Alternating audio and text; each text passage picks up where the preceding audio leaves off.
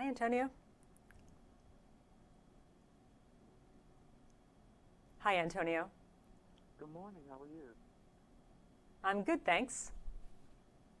So Memorial Day is getting ready to kick off, and a lot of families will end up taking a road trip. My first question is, Right. why do you think the American road trip is making a comeback? Well, I think gas prices are in a pretty good range right now across the country. And I think that air travel in particular has become less attractive for families. It can be a bit of a hassle to park at an airport. Security lines are nobody's idea of a good time. It's maybe more expensive to travel by air, and generally it just makes driving look more and more appealing, I think. And I just love the fact that people are getting on the road more, and I think, the newer cars today have much more amenities to offer people to last, an 8 to 10 hour drive as well. Yeah, there's a lot more stuff that you can keep yourself and your family entertained while you're driving. I think the days of are we there yet are perhaps waning a little bit because there's stuff that people can do while they're in the car to keep themselves entertained. What is on your road trip checklist? Well, it kind of depends on how you're traveling and whether your family has little kids or you're traveling with friends. But I think starting every checklist should be making sure that your car is in good condition for a road trip. So that means making sure that the tires are properly inflated, that all your fluids are at the right levels, and you're good to go. Make sure whether you know whether you have a spare tire. If you don't have a spare, do you have a tire inflator kit, and do you know how to use it? Just to make sure that you're safe before you head out on a trip. What are the biggest mistakes families make or individuals make when taking a road trip? I think it's probably not planning sufficiently. I mean, the idea of a spontaneous trip, let's just jump in the car and go, can be great if you're just a couple of adults. But even then, it's a good idea to make some plans so that you'll have a more enjoyable time when you're traveling.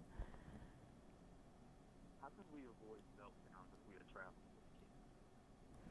Right. Well, that goes back to the planning again. So that means you're thinking about knowing your kids' schedule. If you know that they tend to be cranky on long drives, maybe what you can do is begin your trip at night when they're sleeping, and you can just scoop up a little one and put them in a car seat, and you might be able to get 2 or 3 hours driving down even before they wake up.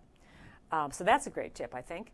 You also want to make sure that you have car seats that are safe and buckled in correctly, and your kids are buckled correctly into them. You want to have some snacks along that are healthy, maybe not too much of a sugar rush, so things that are like some sliced apples, carrots, etc., can keep people hydrated and well fed, but not sort of sugar crazy bouncing around the car. I have a young daughter, so we always travel in the middle of the night. This way she Oh, stays great. asleep. No, Right. Good plan, huh? that's so important. Yeah, exactly. And some entertainment too. I mean, for when they're awake, if they're not super little, if they're young, older children, maybe downloading a movie is something that you could do and have that as a special treat along the way. I love the idea of having a coloring book that a kid hasn't, broken open before, a fresh box of crayons, a fresh box of colored pencils. That can be a really nice treat. You were in the car and we're traveling, and here's a present for you to get everything started the right way. Yeah, that is a great idea. Any last minute tips? I think the one thing to think about is that people just concentrate on the idea of a rest stop. We're driving, we'll pull off and go to a rest stop, and that's where we'll find restrooms and maybe a machine to vend a Coke or something. But if you plan ahead, you might be able to do your rest stop at a playground, at a park, which can be greener and nicer and might have a playground that the kids can clamber around on swings, or the jungle gym might be more fun than just kind of a strip of asphalt alongside the highway when you're traveling.